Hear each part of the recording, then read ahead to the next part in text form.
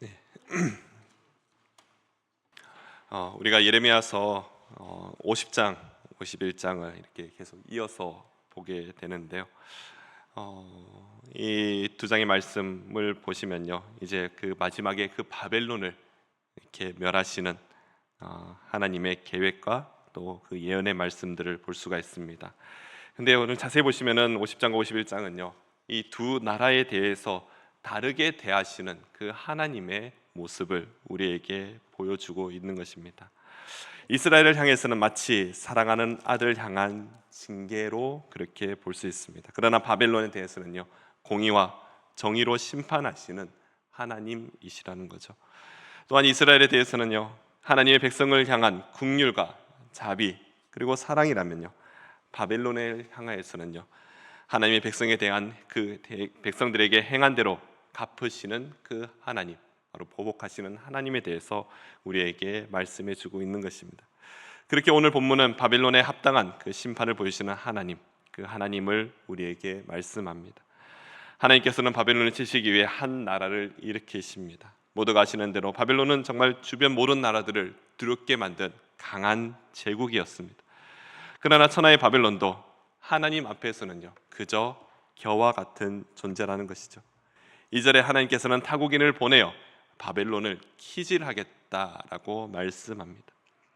여기서 키질이라는 것은 죽정이를 날려보내고 결을 날려보내는 그런 행위, 그것을 아시고 계실 겁니다. 아무리 강한 강대국이라 할지라도 하나님은요, 그들의 존재를 그저 아무 쓸모없는 죽정이처럼, 또한 바람에 날려가는 그런 겨와 같이 생각하신다라는 것이죠. 이 말씀이 시편 1편 말씀을 생각나게 합니다. 하나님의 백성은 시냇가에 심은 나무처럼 철을 따라 열매를 맺게 되지만, 그러나 악인들은 바람에 나는 겨와 같다라는 말씀이죠.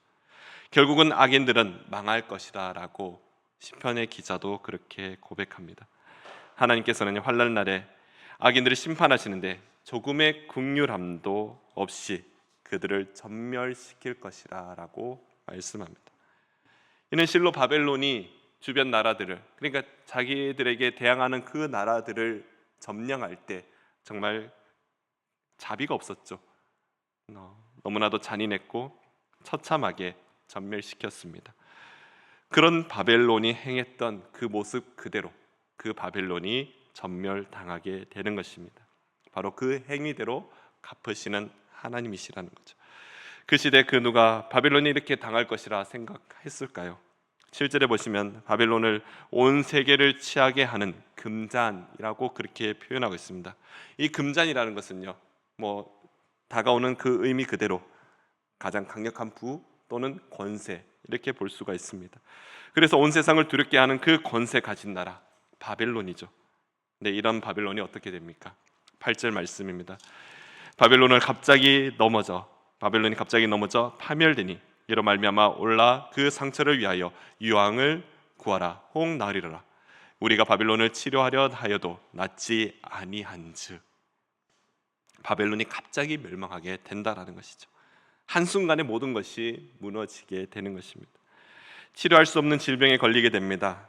바로 약도 없다는 거죠. 그렇기 때문에 바벨론은 결국은 멸망할 수밖에 없다는 것입니다. 우리가 세계 역사를 봐도 망하지 않을 것 같은 제국이나 그 나라들이 한순간에 무너지는 것을 역사 속에서 볼 수 있게 됩니다. 반면에 힘없는 나라가 다시 살아나고 계속 이어지는 것 또한 보게 됩니다.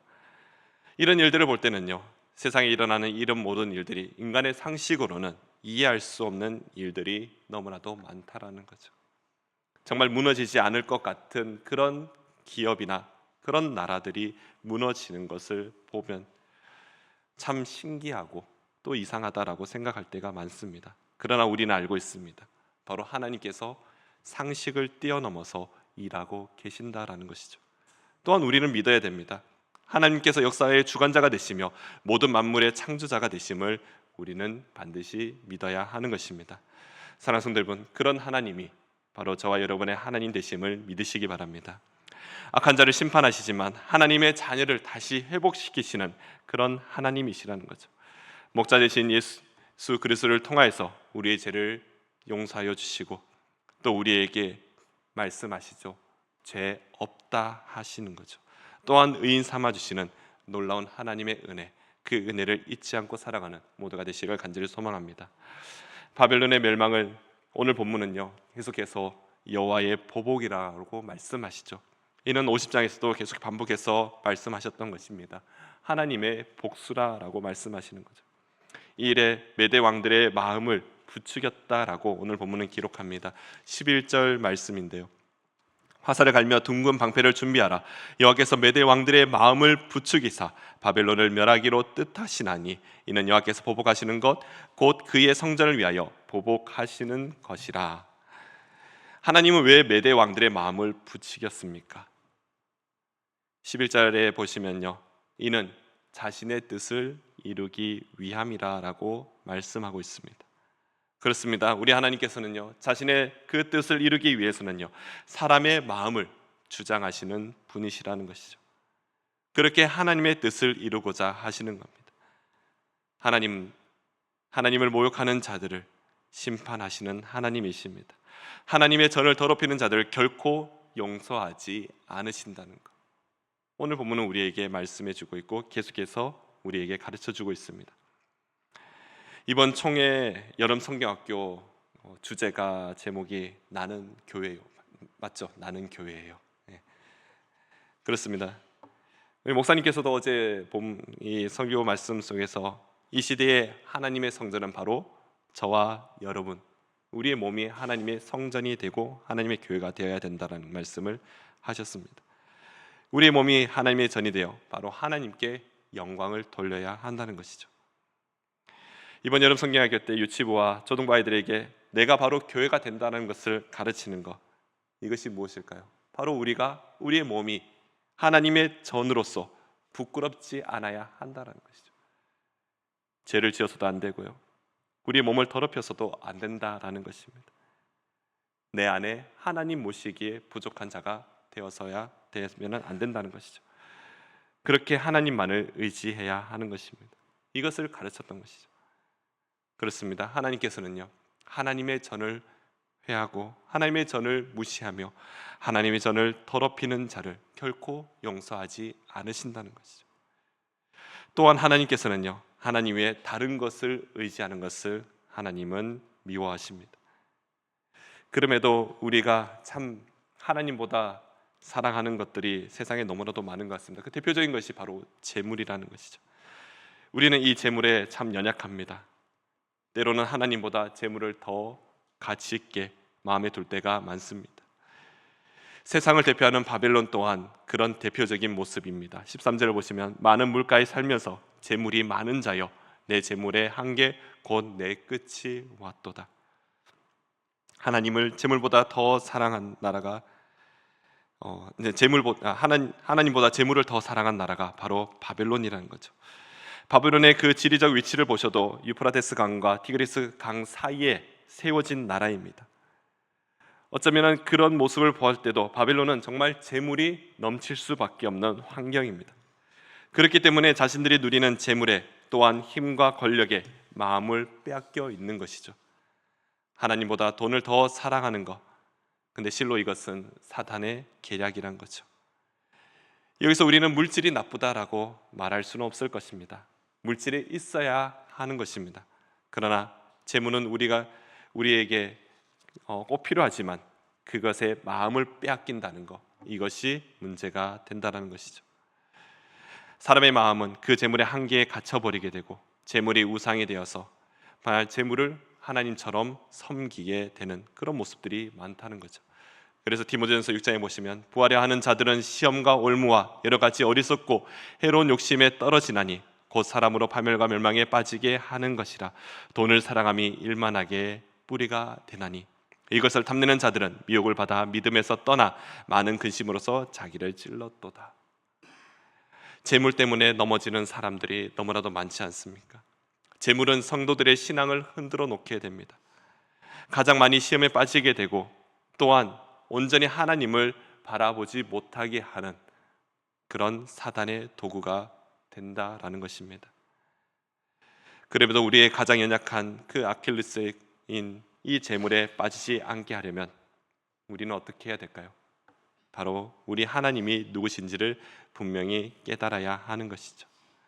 오늘 본문은 하나님이 누구신지를 우리에게 잘 묘사해 주고 있습니다. 15절과 16절인데요. 우리 다 같이 한번 읽어보겠습니다. 15절 16절입니다. 여호와께서 그의 능력으로 땅을 지으셨고 그의 지혜로 세계를 세우셨고 그의 명철로 하늘들을 퍼셨으며 그가 목소리를 내신즉 하늘에 많은 물이 생기나니 그는 땅 끝에서 구름이 오르게 하시며 비를 위하여 번개를 치게 하시며 그의 곳간에서 바람을 내시거늘. 아멘. 사랑하는 성도 여러분, 하나님 어떤 분이십니까? 하나님은 모든 만물을 창조하신 분이시죠. 모든 것이 바로 하나님의 것입니다. 재물을 넘어서서 모든 것을 초월하시는 그런 하나님. 그래서 우리가 한 번씩 그런 이야기 할 때가 있잖아요.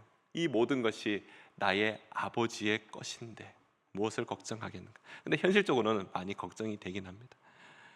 어제 저희 청소년부에서 배성 교사님 자제가 되시는 우리 따님 되시는 선생님이 와서 간증을 하는데 정말 미국에 가서 공부를 하게 되는데 가장 큰 문제점 중에 하나가 돈이 없다는 거죠. 학비에 대한 부담감, 생활에 대한 부담감, 미국에 산다는 것 자체가 참 쉽지 않을 겁니다. 근데 그 간증 속에서 제 기억에 남는 것이 바로 때에 맞춰서 하나님께서 딱 필요한 만큼만 채워주신다는 거죠. 이것이 바로 우리 믿음의 성도들이 가질 수 있는 가장 큰 특권이지 않습니까? 하나님께서는요, 모든 만물을 창조하시고 모든 것이 하나님의 것이지만 그렇다고 해서 그것이 다 우리의 것은 아니죠. 하나님께서는 우리에게 필요한 만큼 채워주시는 그런 하나님이시라는 거죠. 때로는 넉넉히 더 넘치게 채워주시면 좋겠지만 아니, 그것은 우리의 욕심이 될 수가 있다는 거죠. 자칫 우리가 그것에 빠져 하나님을 멀리할 수 있다는 거죠. 그래서 절대로 하나님께서는 우리에게 넘치도록 채워주시지 않으시는 것이 바로 우리를 사랑하시는 하나님의 마음이라는 겁니다. 필요에 따라 채워주시는 하나님.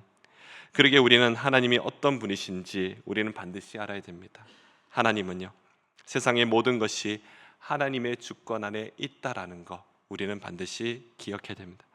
또한 하나님은 자신의 지혜와 명철로 이 세계를 세우신 하나님이시라는 것을 우리는 기억해야 됩니다. 이것이 이 세상에 하나님의 지혜와 명철하심으로 하나님께서 이 세상을 통치하고 계신다는 거죠.